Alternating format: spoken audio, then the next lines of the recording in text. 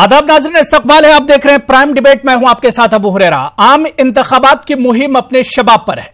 तमाम पार्टियां इंतखाबी मुहिम में एड़ी चोटी का जोर लगा रही हैं। हर पार्टी और नेता की कोशिश है कि वो अवाम के दरमियान पहुंचे और ज्यादा से ज्यादा वोट हासिल करें। 2014 के आम इंतखाबात में गंगा इंतखाबी मुहिम का मरकज बनी थी। अब 2019 के इंतखाबात में भी गंगा के नाम पर सियासत की जा रही है। पहले आप यह रिपोर्ट देखिए, इसके बाद तफसील से इस इशू पर हम बात करेंगे।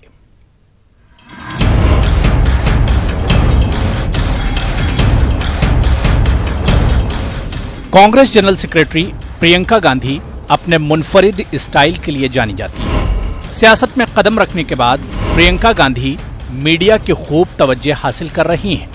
अब प्रियंका गांधी ने स्टीमर बोट के जरिए 140 किलोमीटर तवील गंगा यात्रा शुरू की है। प्रियंका गांधी की इस गंगा यात्रा को लोकसभा इंतखाबात के पेश नजर इंतहाई अहम तस्वुर किया जा रहा है। यात्रा से ठीक एक दिन पहले यानी इतवार के रोज प्रियंका गांधी ने उत्तर प्रदेश की आवाम के नाम एक खत भी लिखा था, जिसमें उन्होंने कहा था कि गंगा जी उत्तर प्रदेश का सहारा हैं और मैं भी गंगा जी के सहारे हूँ।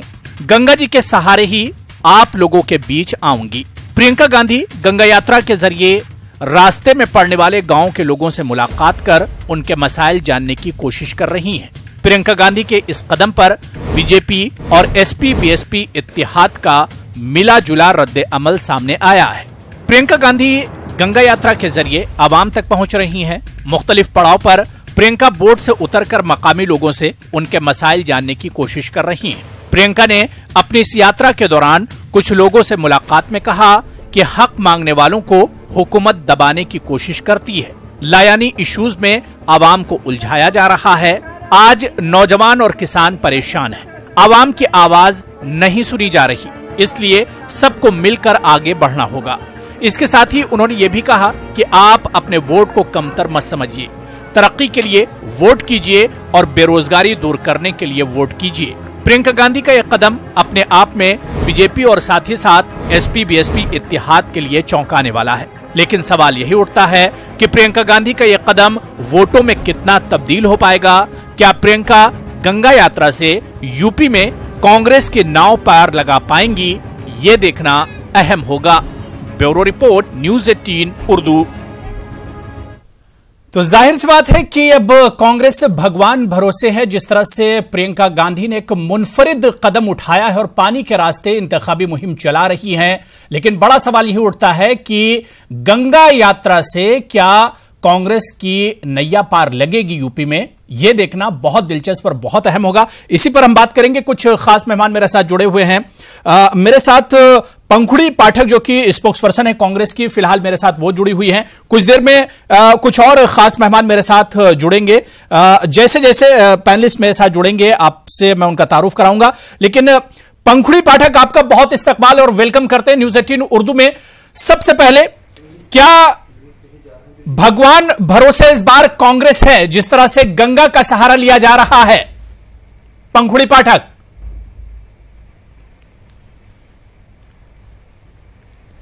देखिए अबू जी, मुझे लगता है कि दुनिया में हर व्यक्ति भगवान भरोसे ही होता है और भगवान की चाहने के बिना, खुदा के चाहने के बिना कुछ होता नहीं है।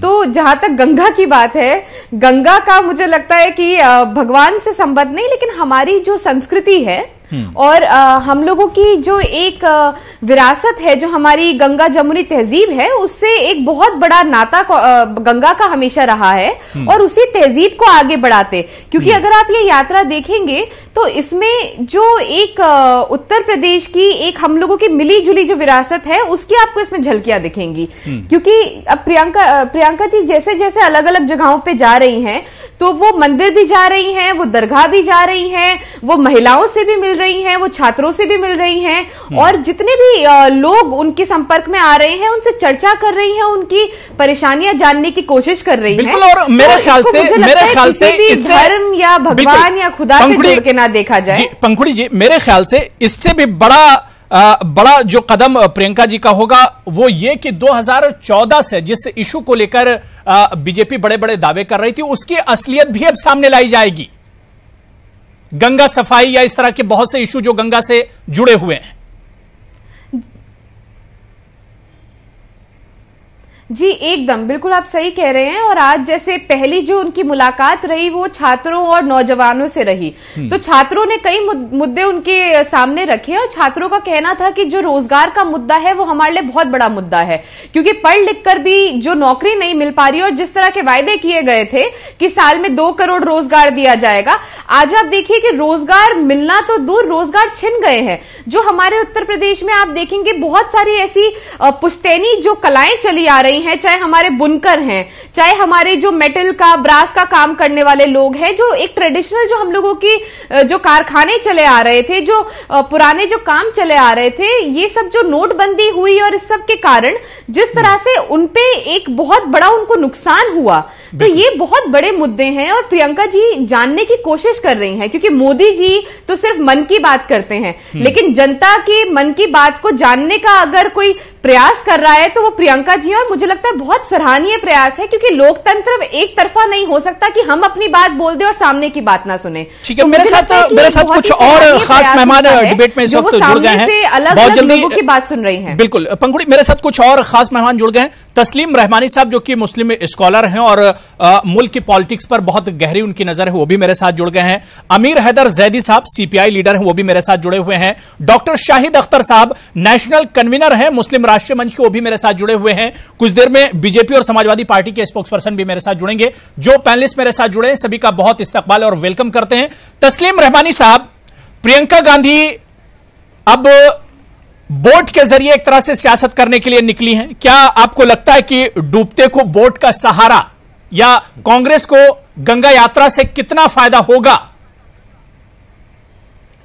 ये देखिए, वोट के लिए बोट का इस्तेमाल हो रहा है और आप जानते हैं कि सियासत और खास तौर पर इंतखाबात बहुत सारी अलामतों के साथ लड़े जाते हैं। और मेरा ख्याल है प्रियंका गांधी ने भी, अब चूंकि खुद मोदी जी ने भी वहां पर जाके और एक बहुत अच्छा बड़ा जज्बाती सा दिलीप कुमार के अंदाज का एक डायलॉग बोला था, माँ गंगा ने बुलाया है। अब वो इसी तरीके से प्रियंका गांधी भी को लग रहा है कि माँ गंगा के गोद में उनकी टहलती हुई कश्ती शायद पार लगा दे घाट पे।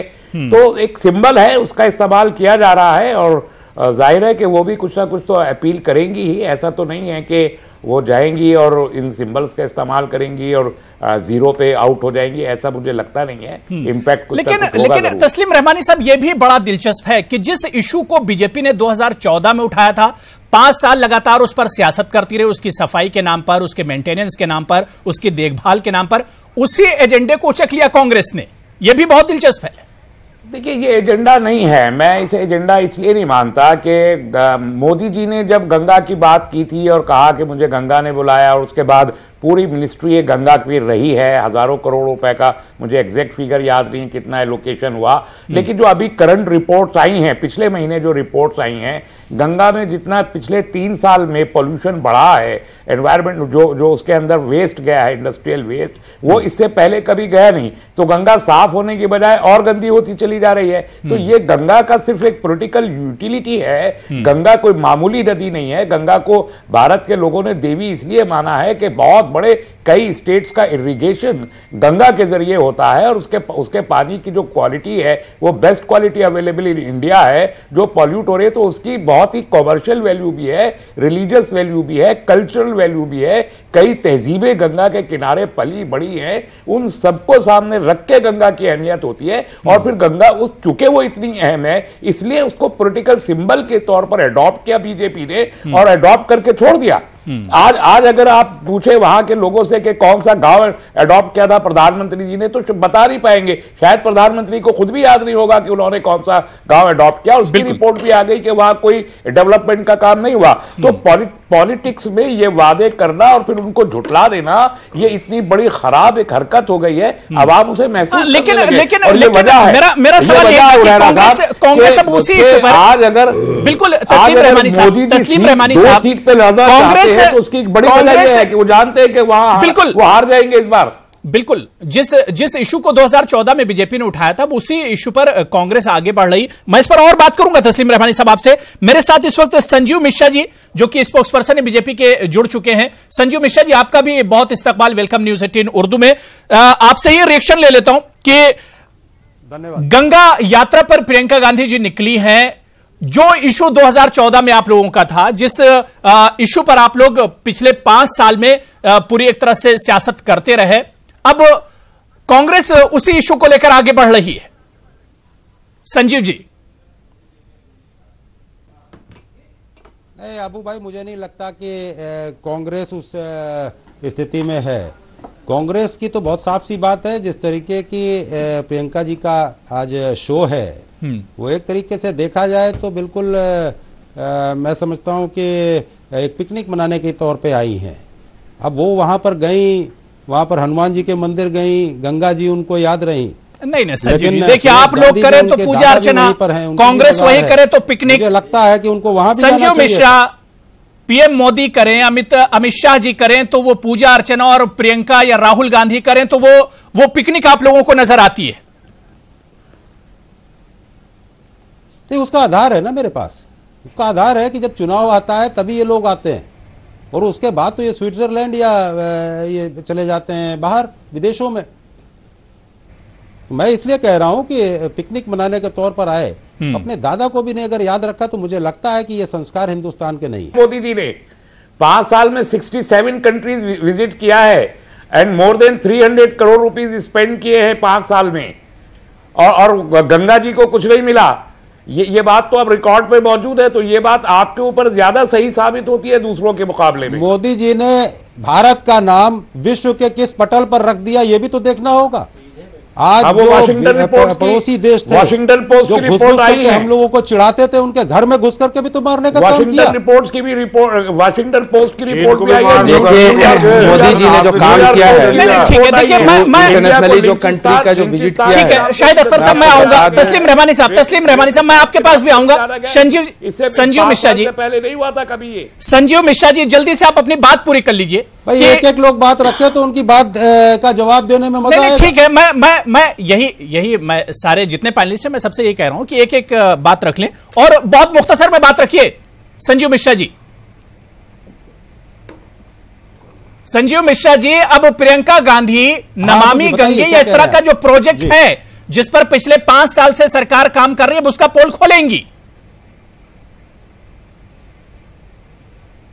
नहीं देखिए, अब एक तरफ आप पोल खोलने की बात कह रहे हैं, एक तरफ आप कह रहे हैं वो भारतीय जनता पार्टी की नकल कर रही हैं, तो हमारे लिए तो स्वागत की बात है। हम भाई अगर मंदिर बनाने के नाम पर भारतीय जनता पार्टी ने जो संघर्ष किया, उस संघर्ष के नाते अगर वो लोग भी मंदिर जा रहे हैं, वो भी जनेऊ पहन रहे, तो हमें तो कोई आपत्ति नहीं है। हम तो चाहते हैं कि अगर कोई हमारे पश्चिम पर चलना चाहता है तो उसमें चलने में हमें कौन सी दिक्कत है। दूसरी चीज ये है, यहाँ जो क्षेत्रीय दल है, जो सहयोगी दल है, वो जिस तरीके से नकार रहे हैं, जिस तरीके से कांग्रेस के ऊपर आरोप लगा रहे हैं कि हम कंफ्यूजन क्रिएट कर रहे हैं, तो ये सारी चीजें भी देखनी पड़ेंगी। कांग्रेस की आज हालत क्या है, कांग्रेस को कुछ खुद आत्मचिंतन करने की मुझे लगता है जरूरत। अमीर हैदर जैदी साहब, कहीं ना कहीं बीजेपी का एजेंडा कांग्रेस एक तरह से चुराती नजर आ रही है, यूं कहें कि बीजेपी के एजेंडे पर ही अब कांग्रेस एक तरह से चल रही है, और कहीं ना कहीं बीजेपी को परेशानी है, जिस तरह संजीव मिश्रा का बयान आ रहा है, परेशानी में है बीजेपी। अबू रहरा जी, कोई किसी का एजेंडा नहीं चुरा रहा है, विचारधाराओं का पतन हो चुका है, और जब विचारधाराओं का पतन होता है तो वहां से व्यक्तिवाद शुरू हो जाता है। इस समय देश को 543 रक्षकों की नियुक्ति करनी है और जनता आवाम को करनी है। उनकी क्वालिफिकेशन क्या है? जो देश के लोकतंत्र की हिफाजत करेंगे, किसानों के, मजदूरों के, शिक्षकों के, अल्पसंख्यकों के हितों की रक्षा करेंगे। क्या क्वालिफिकेशन है उनकी? धन बल होना चाहिए, बहुबल होना चाहिए, जातीय दंगों में वो प्रांगत होना चाहिए, माफिया हो तो बहुत बड़ा योगदान होगा, अगर आपकी जाति का होगा तो आपकी रक्षा करेगा। इस बात पे हो रहा है। और सुन लीजिए, अगर विचारधाराएं को होती है तो मुद्दों पे होता, मुद्दों पे बात होती। एक नेता वहां चला गया, उस पर डिबेट हो रही है। मैं कहता हूं कि कौवों को अगर रहनुमा बनाओगे तो कुत्ते की लाश के पास पहुंचोगे। यह देश को सोचना है कि 543 उन नियुक्तियां करनी है हमने जिन्होंने 5 साल तक किसान को, मजदूरों को, देश के नौजवान वर्ग को गुमराह किया है, वो नियुक्ति करने जा रही है। एक गया तो अमीर हैदर जैदी साहब, धर्म और जाति के नाम पर इसी वजह से सियासत तो हो रही कि पिछले 5 साल में, या डेवलपमेंट के नाम पर कुछ नहीं हुआ है, इसी वजह से तो धर्म और जाति का सहारा लिया जा रहा है। जी मैं वही तो कह रहा हूं कि मुद्दों की बात देखिए, एक ने कहा था मुझे मां गंगे ने बुलाया है, दूसरे ने कहा मैं गंगा माता से सुहते मिलने चली आई। अरे एजेंडा क्या है भाई?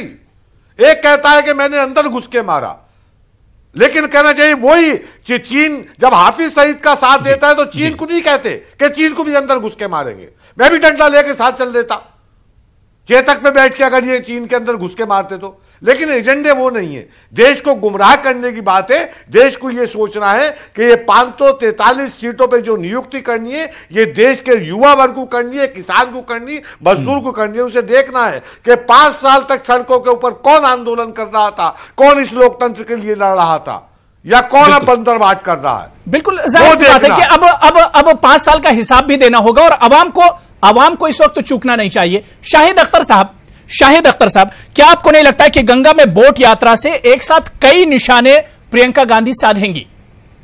लेकिन मुझे लगता है कि ये कोई भी निशाना नहीं साधेंगी और ये कॉपी कर रही हैं नरेंद्र मोदी जी का, और दोनों में कोई कंपैरिजन है नहीं। मैं पहली बात आपको बता दूं।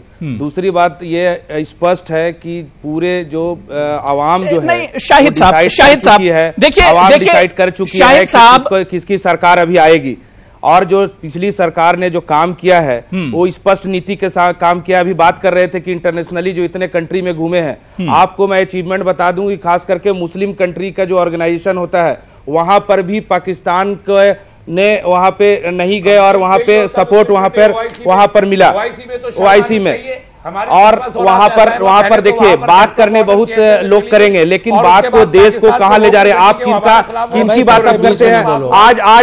आज प्रियंका गांधी को आज याद आ रही है कि गंगा में जाना है। आज इलेक्शन के टाइम में आ रहा है तो गंगा सफाई में जा रही है। पिछले बार मोदी जी ने साफ नियत से वहां पर गया और गंगा की सफाई वहां पर हो रही है। उसकी डिपार्टमेंट हजारों करोड़। तस्लीम रहमानी साहब, मैं आ रहा हूं, आपको मौका दूंगा। पंखुड़ी जी मैं आपके पास भी आ रहा हूं, शायद साहब जल्दी से पूरी पूरी हिंदुस्तान की जनता देख रही है कि क्या करना है, क्या मोदी जी ने किया है, क्या स्पष्ट नीति है, क्या फॉरेन पॉलिसी है और क्या उन्होंने किया है, और ये पूरे देख रही है और जनता ये डिसाइड कर चुकी है। नहीं, शाहिद अख्तर साहब मुझे शाहिद साहब की तो प्रियंका गांधी की इस गंगा यात्रा से सेंट्रल गवर्नमेंट ने पिछले 5 साल में नमामि गंगे के नाम पर या गंगा प्रोजेक्ट के नाम पर क्या कुछ किया, उसकी असलियत भी सामने आएगी। ये एजेंडा देखिए इन लोग की नीयत क्या रहती है, खास करके मुस्लिम कम्युनिटीज के लिए। मुरादाबाद से तो इन्होंने एक मुस्लिम को टिकट नहीं देकर राज बब्बर को वहां से खड़ा कर दिया। ये किनके क्या काम करेंगे? आपने ये मैं 1-2-3 बातें आपको स्पष्ट बताता देने वाले या वो बता दीजिए। भारतीय जनता पार्टी आप बता दीजिए आपने कहां से मुसलमानों को टिकट दिया है? एमआरएम आप छोड़िए, बीजेपी को एमआरएम के कितने लोगों को टिकट मिल रहा है आप बता दीजिए। आप गांधी देखिए जो कॉपी कर रही है, आप बता दीजिए। पहले कॉपी करने के बाद में उनको लग रहा है कि वहां की जनता साथ देगी। मैं यकीन करता हूं कि वहां के जनता लोग समझदार है। मेरी वहां से लोगों से बातचीत हो रही है, इनको जो भी करना है करने दीजिए, उनसे कोई इनको फायदा नहीं होने वाला है। आप देखेंगे कि जो थंबिंग मेजोरिटी के साथ में सरकार वापस आएगी, क्योंकि जो हमारे प्रधानमंत्री जो है वो जो उन्होंने जिस तरह से लीडर के साथ में इस देश की 5 साल उन्होंने सेवा की है और काम किया है, और दूसरे मुल्कों में सिर्फ यही नहीं, हिंदुस्तान ही नहीं, पूरे विदेश नीति के साथ में झंडा बुलंद उन्होंने किया है। पाकिस्तान के साथ उन्होंने जिस तरह का रवैया इख्तियार किया है और एक अच्छे तौर पर अपनी बातों को रखा है, ऐसा प्रधानमंत्री कांग्रेस की भी आ गई है। आज तक मैंने कांग्रेस में क्या किया है, आज शाहिद अख्तर के नाम पे लगता है, शाहिद अख्तर जी लोगों को लगता है कि वो वोट देंगे। मुझे कतई नहीं लगता है। इनको जो करना है करने दीजिए। ये प्रोपेगेंडा पे ये जा रहे हैं यार। ठीक है, नहीं मैं आपके वोट मिलेगा, ऐसा नहीं है। ठीक है, मैं आपका जवाब पंखुड़ी पाठक से ले लेता हूं। जी पंखुड़ी।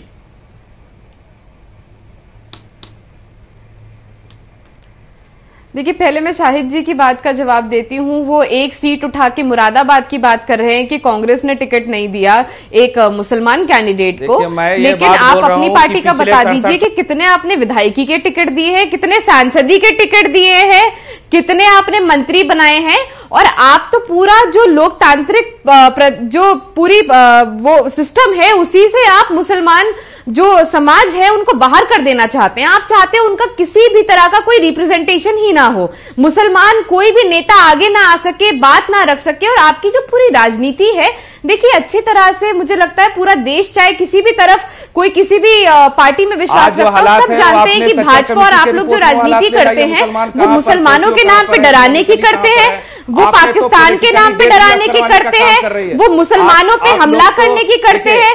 जितने भी नेता, जितने भी भाजपा के नेता जिन्होंने, अरे देखिए शाहिद साहब आप बोल चुके हैं, आप बोल चुके हैं, आप बोल चुके हैं कि उनके लिए आप बोल चुके हैं शाहिद साहब, शाहिद अख्तर जी सुन लीजिए, मैं फिर आ रहा हूँ शाहिद साहब, शाहिद अख्तर जी मैं फिर आ रहा हूँ आपके पास। सुन लीजिए शाहिद साहब, जल्दी से कंप्लीट कर लीजिए पंखुड़ी जी। देखिए घबराइए मत, सुन लीजिए, कोई मैं नई बात नहीं कह रही हूँ, सब लोग जानते हैं आपके पार्टी के जितने भी लोग दंगा करवाते हैं, जितने भी लोग मुसलमानों की लिंचिंग करते हैं, भीड़ हत्या करते हैं, उनको मारते हैं, उनके खिलाफ भड़काऊ बयान देते हैं, उनको बड़ा नेता बना दिया जाता है, मंत्री बना दिया जाता है, उनको जेड सिक्योरिटी दे दी जाती है, और आप लोग जो मुसलमानों के कातिल हैं उनको झंडे में आप लोग लपेटते हैं, वहां पर जाकर आप और भड़काते हैं। देखिए जहां तक आपकी बात है, आप लोगों का आपका जो बात आप कह रहे हैं शाहिद साहब, आपके खुद के समाज में 5 आदमी आपके साथ नहीं खड़े होंगे। ठीक है, मैं अब्दुल हफीज गांधी साहब भी हमारे साथ जुड़ गए, उनके पास जाना चाहूंगा। ठीक है, बात पूरी हो गई, आप सत्ता में आए हैं, गुजरात में आग लगाकर बात पूरी हो गई आपकी, वहां पर आप सत्ता में आए हैं। ठीक है पंखुड़ी जी, बात पूरी हो गई है कि आप मुसलमान शब्द अपने जबान से इस्तेमाल भी करें। ठीक है पंखुड़ी जी, बात हो गई। मैं अब्दुल हफीज गांधी साहब समाजवादी पार्टी के स्पोक्स पर्सन है, वो भी हमारे साथ जुड़ गए। अब्दुल हफीज गांधी जी, आपका भी इस्तकबाल करते हैं। जिस तरह से गंगा यात्रा पर प्रियंका गांधी निकली हैं, क्या वाकई में अब्दुल हफीज गांधी साहब इस बोट यात्रा से जो गठबंधन है उसे नुकसान होगा यूपी में कहीं ना कहीं, एसपी और बीएसपी गठबंधन को? देखिए ये जो यात्रा आज निकली है ये नौका विहार यात्रा है, इसको विदेशों में क्रूज यात्रा कहा जाता है। तो हम समझते हैं कि इस तरह की यात्राएं पहले भी कांग्रेस निकालती रही है। माननीय राहुल गांधी जी ने 2012, 2007 और 2009 इन बहुत सारे इलेक्शंस में इस तरह की यात्राएं निकाली। पिछले भी इलेक्शन में अगर आप देखें 2017 में तो उन्होंने किसान यात्रा निकाली थी, बहुत बड़ी तादाद में उन्होंने यात्रा निकाली थी। तो कांग्रेस वक्तन फवक्तन इस तरह की यात्राएं निकालती रहती है, लेकिन अगर इनका वोट में कन्वर्जन देखेंगे तो वोट में कन्वर्जन नहीं है, क्योंकि कांग्रेस का वोट पिछले काफी सालों से 6 से लेकर 8% उत्तर प्रदेश के अंदर रहा है। तो और दूसरी तरफ आप देखिए जो अलायंस है उसका जो वोट प्रतिशत बन रहा है, परसेंटेज बन रहा है, वो करीब 43-45% बन रहा है 3 पार्टियों को मिला के, आरएलडी, बीएसपी और समाजवादी पार्टी। तो हम यहां पर संगठन के तौर पर भी मजबूत हैं, इश्यूज जो हमने उठाए उस पर भी हम मजबूत हैं, और हमारी बूथ लेवल तक तैयारी है। और जब हमारे जो तीनों पार्टी के नेता निकलेंगे, 11 ज्वाइंट रैलीज प्रस्तावित हुई हैं पूरे उत्तर प्रदेश के अंदर, उत्तर प्रदेश के अलग अलग हिस्सों में होगी, तो हमें पूरा भरोसा है कि माननीय प्रियंका जी की जो तो आपके इत्तेहाद को, गठबंधन को 7 सीटों पर तो कम से कम रिलीफ मिली है अब्दुल हफीज गांधी साहब। कांग्रेस ने अपने 7 सीटों पर उम्मीदवार नहीं उतारेगी। देखिए ये कांग्रेस का अपना फैसला हो सकता है, हमें कोई भी रिलीफ नहीं चाहिए। हम सक्षम हैं, हम पूरी तरह से कैपेबल हैं उत्तर प्रदेश के अंदर चुनाव लड़ने के लिए। हां, कांग्रेस जहां जहां मजबूत है वहां चुनाव लड़े जाकर, जैसे 18 स्टेट्स ऐसे हैं जहां कांग्रेस एनडीए को टक्कर दे सकती है, लेकिन जहां रीजनल फोर्सेज हैं वहां रीजनल फोर्सेज को पूरा मौका मिलना चाहिए। अगर कांग्रेस की यही नीति है, एकला चलो की नीति, तो ये उनको मुबारक हो। हमने जो 2 सीटें कांग्रेस के लिए छोड़ी हैं वो आज नहीं छोड़ी, हमारा गठबंधन रहा नहीं रहा तब भी हम इनकी ट्रेडिशनल सीटें रायबरेली और अमेठी की छोड़ते रहे, वो इसलिए छोड़ी हैं ताकि दोनों ही बड़े नेता हैं, ये पूरे देश के अंदर। तस्लीम रहमानी साहब, जिस तरह से प्रियंका गांधी ने बोट यात्रा शुरू की है, आपको नहीं लगता है कि गुजरात जो चुनाव हुए थे जहां पर राहुल गांधी ने मंदिर मंदिर जाना शुरू किया था, दरगाहों में जाना शुरू किया था, क्या उसी रास्ते पर अब प्रियंका गांधी भी चल रही है और कहीं ना कहीं कांग्रेस का जो सॉफ्ट हिंदुत्व का एजेंडा है उसे आगे बढ़ा रही, उसे मजबूत कर रही प्रियंका गांधी? देखिए, मैंने बिल्कुल शुरू में कहा अपनी गुफ्तगू के पॉलिटिक्स में सिंबॉलिज्म काफी बढ़ गया, अलामतों का इस्तेमाल किया जा रहा है। अब ये अलामतें कौन सी हैं? भारतीय जनता पार्टी और कांग्रेस दोनों ने हिंदुत्व की अलामतें भी इस्तेमाल की वोट को पोलराइज करने के लिए, और कुछ ऐसी नफरत अंगेज अलामतें भी इस्तेमाल की जिससे एक वोट रिपेल हो। जैसे जब ये कहा जाता है कि पाकिस्तान में पटाखे फूटेंगे, तो ये एक दूसरी अलामत है। तो ये जो सिंबॉलिज्म है ये बहुत कुछ डिसाइड करता है। और कांग्रेस और बीजेपी में जहां तक मेरी जात है मेरा ताल्लुक है और हमारी पार्टी का ताल्लुक एसडीपीआई का ताल्लुक है, हमने कांग्रेस और बीजेपी को एक पेडिस्टल पे रखा है। सॉफ्ट हिंदुत्व और हार्ड हिंदुत्व को हम मानते नहीं। हिंदुत्व एक ही हिंदुत्व है, वो सॉफ्ट हो या हार्ड हो। और ये रेस है हिंदुत्व को जीतने की, जो राहुल गांधी ने शुरू की है। उससे पहले एंटनी कमेटी की रिपोर्ट ने वाजे किया कि ज्यादा मुस्लिम वोट लेने की वजह से उनको हिंदू बैकलैश हुआ। उस रिपोर्ट को मान के हिंदुत्व की पॉलिसी पर बहुत, यानी 14 के बाद से ही चल रही है ये पार्टी हिंदुत्व की रेस में। उसमें अभी मोदी जी जीते हुए हैं। मोदी जी अगर अब रिप्लेस होते हैं तो दूसरे हिंदुत्व की आ जाएगी। इससे ज्यादा कोई लंबा चौड़ा फर्क नहीं है। इसलिए जो सिंबल का इस्तेमाल हो रहा है वो भी सिमिलर सिंबल है। वो गंगा यूज कर रहे हैं तो ये भी गंगा यूज कर रहे हैं। उन्होंने मंदिर का यूज किया तो इन्होंने भी कहा कि इनके हरीश रावत जी जैसे बड़े आदमी ने कहा कि मंदिर तो हमारे प्रधानमंत्रीशिप के दरमियान बनेगा। तो सारे के सारे इक्वल मुद्दे हैं। गौकशी का मामला हुआ तो मध्य प्रदेश के चीफ मिनिस्टर ने रासुका लगा दिया काऊ के स्मगलर्स के खिलाफ। तो बिल्कुल सिमिलर मुद्दों में है। ये बड़ी विडंबना है देश के सामने कि जिस सेकुलरिज्म के नाम पर ये देश चलता रहा है, वो सेकुलरिज्म अब किसी भी पॉलिटिकल पार्टी का एक इश्यू या आइडियोलॉजी नहीं रही है। इवन जो रीजनल पॉलिटिकल पार्टीज है वो भी या तो डायनेस्टिक पॉलिटिकल पार्टी है, खानदानी विरासत बन गई है, या फिर वो इन दोनों में से किसी एक पॉलिटिकल पार्टी के साथ जाने को मन बनाए बैठी है। आइडियोलॉजिकल पॉलिटिकल आइडियोलॉजिकल बैंक्रप्सी का जमाना है। सोशलिज्म और सेकुलरिज्म का जो फोर्सेस थी वो इसी से आगे मैं अमीर हैदर जैदी साहब के पास जाना चाहूंगा। अमीर हैदर जैदी साहब, अब अगर देखा जाए जो बात आप पहले भी कह रहे थे, तस्लीम रहमानी साहब ने जिस तरह से कहा कि अब कोई सॉफ्ट या हार्ड हिंदुत्व नहीं रह गया है। जहां मौका महल देखा उस हिसाब से धर्म और जाति का इस्तेमाल कर लिया इन पार्टियों ने, और वही अब चल रहा है। अबू हुरैरा भाई, देश को एक चीज बताना चाहता हूं, वजनी मादे के साथ यानी कि मोटे पेट के साथ अगर कोई ये कहे कि मैं देशभक्ति की भावना से चुनाव लड़ रहा हूं या समाज सेवा के लिए चुनाव लड़ रहा हूं, कौमी खिदमत के लिए चुनाव लड़ रहा हूं, उसे लात मार के बाहर निकाल देना चाहिए। कोई वजनी पेट वाला समाज सेवा नहीं कर सकता, आवाम की सेवा नहीं कर सकता। क्वेश्चन मार्क सबके सामने। मैं इस समय एक चीज रखना चाहता हूं। इस न्यूजीलैंड के अंदर अभी एक आतंकवादी अटैक होता है। हिंदुस्तान की एक विचारधारा खुशियां मनाती है, ऑस्ट्रेलिया के आतंकवादी को सलाम करती है। और इसी हिंदुस्तान के अंदर एक घटना और होती है, एक आतंकवादी किसी मुसलमान को फॉलो करता है, उसे आतंकवादी घोषित करके देश से निकाल दिया जाता है। कोई नहीं बोलता कम्युनिस्ट विचारधारा के अलावा। एक पार्टी ऐसी अब चुनाव लड़ रही है, मैदान के अंदर है, जब चुनाव हार जाती है तो पीसी करती है कि मुसलमान जो है गद्दार है। वो भी मुसलमानों की ठेकेदारी की बात कर रही, वो भी कहती कि मुसलमानों की मैं पैगंबर हूं। मैं इस समय आवाम को संबोधित कर रहा हूं, देश को संबोधित करता हूं। किसान जो 5 साल तक देश की सड़कों पे था, ये सारी पार्टियां कहां थी? देश का, उत्तर प्रदेश का बेरोजगार युवा जो लखनऊ के अंदर लाठी डंडे खा रहा था, चाहे वो बीएड टीचर हो या 2013 का दरोगा भर्ती हो या 16 का दरोगा भर्ती हो, सिपाही भर्ती हो या आंगनबाड़ी वर्कर हो या जदीद उर्दू टीचर हो, ये सब पार्टियां कहां थी? कहीं नजर नहीं आ रही थी सड़कों पे। अब सबको इनको वोट चाहिए, किसान का भी वोट चाहिए, मुसलमान का भी चाहिए, दलित का भी चाहिए। जो ऊना के अंदर हो रहा था, जो मुजफ्फरनगर के हो रहा था, ये सब बैठे थे घरों के। ठीक है, अब्दुल हफीज गांधी साहब कुछ जल्दी से। अब्दुल हफीज गांधी साहब 30 सेकंड आपके पास है। मैं फिर शाहिद साहब आपके पास आ रहा हूं, संजीव जी आपके पास भी आ रहा हूं। जिनके मादे वजनी ना हो, जो आवाम की लेफ्ट पार्टी आज जो है अपना रेलेवेंस खो चुकी है, क्योंकि बहुत ज्यादा लेफ्ट पार्टी क्या खो चुकी है उसका मत बताइए। जब उत्तर प्रदेश के अंदर दलितों पर अत्याचार हो रहा था, तब तुम्हारा गठबंधन कहा था? जब उत्तर प्रदेश के अंदर आपकी संख्या क्या है ये बताइए। तब कहां थे? नहीं बोलना चाहते, फैमुला की हत्या हो रही थी, नहीं बोलना चाहते खिलाफ दलितों के, मुसलमानों नहीं बोलना चाहते। आपकी संख्या नहीं है उत्तर प्रदेश के अंदर। उत्तर प्रदेश की किसान की लड़ाई, मजदूर की लड़ाई, गरीब की लड़ाई, महिलाओं की लड़ाई, हर लड़ाई जो है समाजवादी पार्टी, बहुजन समाज पार्टी और आरएलडी ने लड़ी है। आपकी संख्या नहीं है। आप सिर्फ 2 स्टेट तक पश्चिम बंगाल और केरला तक। उसके बाद तो जो सेकुलर खेमे में पार्टियां हैं उनको मजबूत करिए। मेरी आपसे अपील है, मेरी मेरे ख्याल से अपील है। अब्दुल हफीज गांधी साहब जवाब हो गया। संजीव मिश्रा जी आज ठीक है, बात आप लोग की हो गई, मेरे ख्याल से डिस्टर्ब होगा, ज्यादा लोग एक साथ बोलेंगे डिस्टर्ब होगा।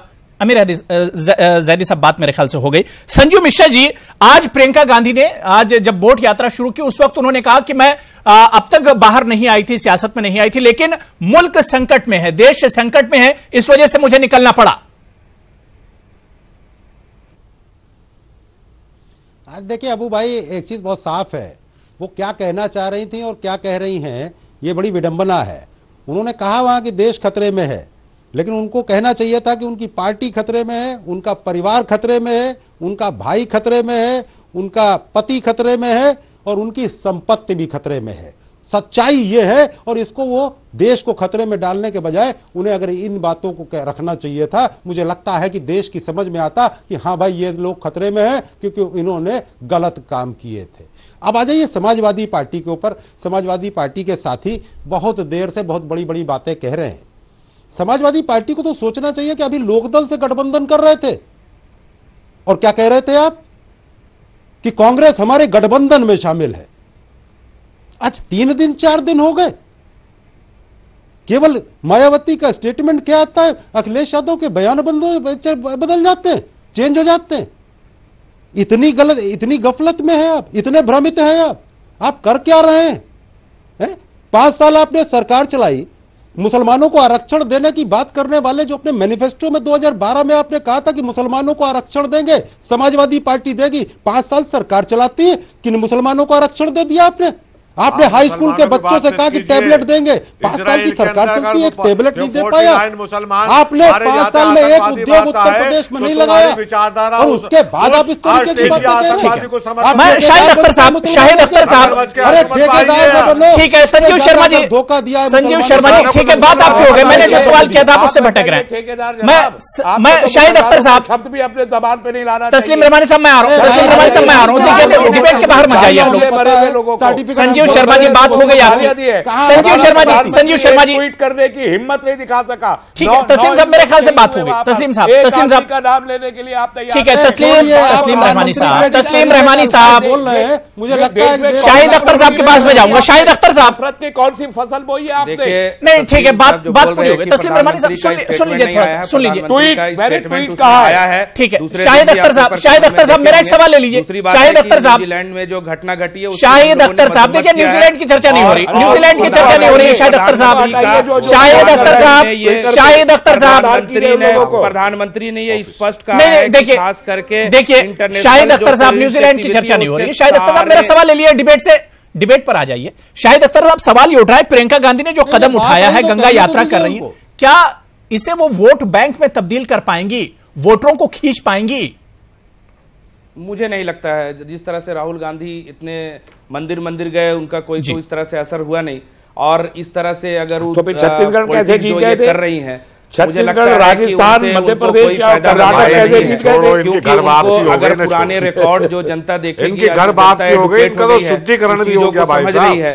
पतंजलि से तो गौमूत्र आया था, वोट मांगने का कोई गौमूत्र में पतंजलि से आया था, इनका शुद्धिकरण हो चुका है, जो राजनीति घर कर वापसी रहे हो गई। हैं, जिस तरह से ये परिवार इनका खतरे में है और परिवार खतरे में है और उनको बोलती है कि अरे यार तुम अपना करो ना, कौन क्या है तुम्हारा शुद्धिकरण कब हुआ ये बताओ। वोट मांगने जा रही है, मैं यकीन के साथ बोल रहा हूं कि वो कामयाब नहीं होंगी। और खास करके उत्तर प्रदेश की जनता और उत्तर प्रदेश की जनता जागरूक होने के साथ साथ में आप अपना बताओ, आपका शुद्धिकरण हो गया, नामांकन क्यों नहीं हुआ? करेंगी डिबेट के बाहर फिर चले जाएंगे, आज टाइम वैसे ही कम है। उनको कोई फायदा नहीं होने वाला है। और अबू रहना साहब, इनका शुद्धिकरण हो गया तो नाम भी हो जाना चाहिए करके वोट खो चुके हैं। ठीक है पंखुड़ी, आप जल्दी से अपना जवाब दे दीजिए करके कॉपी। ठीक है, अपना रिएक्शन दे दीजिए पंखुड़ी पाठक, जल्दी से रिएक्शन दे दीजिए जी।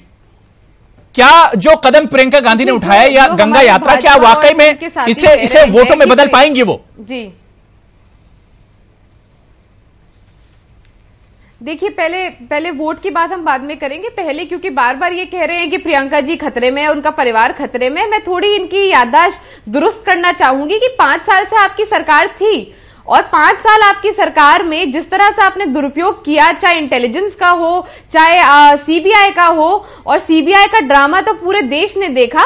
तो अगर कोई भी खतरे में होता या किसी ने भी कोई गलत काम किया होता, 5 साल बहुत थे। लेकिन खतरा तो छोड़िए, आप खरोज भी उस परिवार पे नहीं लगा पाए, और उस परिवार की जो उस परिवार ने इस देश के लिए किया, आज देश उसे याद कर रहा है। जहां तक वोटों की बात है, देखिए मैं कोई मंदिर की बात कर रहा है, कोई मस्जिद की बात कर रहा है। मैं ये कह रही हूँ कि किसी भी मंदिर और मस्जिद जाने से कभी वोट नहीं मिलता है। पहला किसी पार्टी का प्रेसिडेंट है जो तड़ी पार रह चुका है और जमानत पे है अभी तक अमित शाह जी। आप तो कोई तड़ी पार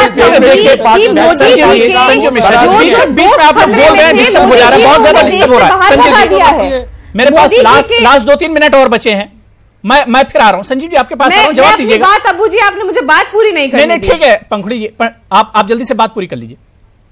जी पंखुड़ी पाठक